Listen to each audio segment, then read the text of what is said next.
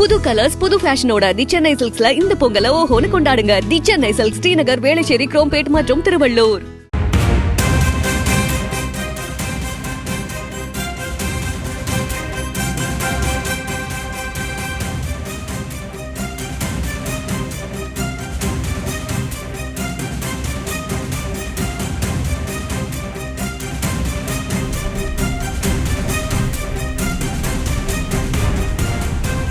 மற்றும் ஒரு அண்மை செய்தியை பார்த்து வருகிறோம்.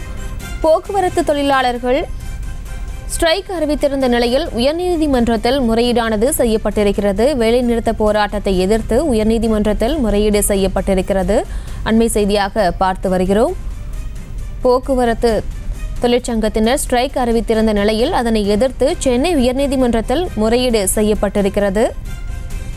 கூடுதல் விவரங்களை செய்தியாளர் சிவபிரகாஷ் வழங்கியிருக்கலாம். சிவபிரகாஷ், வணக்கம். மேலும் விவரம். வணக்கம். தற்போது நடைபெற்றுக் கொண்டிருக்கக்கூடிய இந்த தொழிற்சங்கங்களின் போக்குவரத்து வேலை நிறுத்த போராட்டத்தை முன்னிட்டு இந்த வேலை நிறுத்த போராட்டத்திற்கு எதிராக மூத்த வழக்கறிஞர் BR ராவன் சார்பில் உயர்நீதிமன்றத்தில் முறையிடப்பட்டுள்ளது. இதில் பொங்கல் பண்டிகை வரக்கூடிய இந்த சூழ்நிலையில் இது போல வேலை நிறுத்த போராட்டத்தில் ஈடுபட்டால் இதனால் லட்சக்கணக்கான மக்கள் பாதிப்பார்கள் என்று கூறி தற்போது உயர்நீதிமன்றத்தில் முறையிடப்பட்டுள்ளது. இந்த வழக்கின் விசாரணையானது இன்று மதியம் 2 மணி அளவில் விசாரிக்கப்படும் என்றும் நீதிமன்றம் சார்பில் தெரிவிக்கப்பட்டிருக்கின்றது.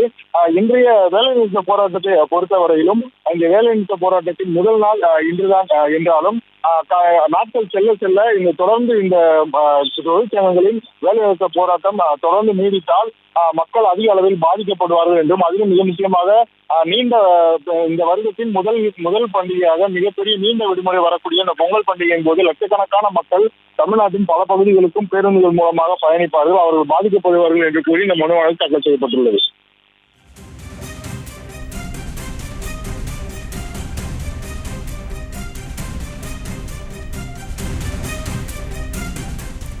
விவரங்களுக்கு நன்றி சிவபிரகாஷ்.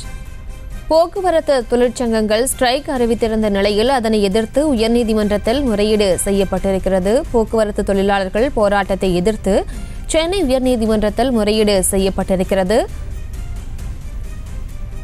வழக்கறிஞரின் முறையீடு தொடர்பாக இன்று மதியம் 2:15 மணிக்கு விசாரணையானது மேற்கொள்ளப்பட இருக்கிறது. அண்மை செய்தியாக பார்த்து வருகிறோம். செய்திகளை உடனுக்குடனும் துல்லியமாகவும் தெரிந்து கொள்ள சப்ஸ்கிரைப் பண்ணுங்க.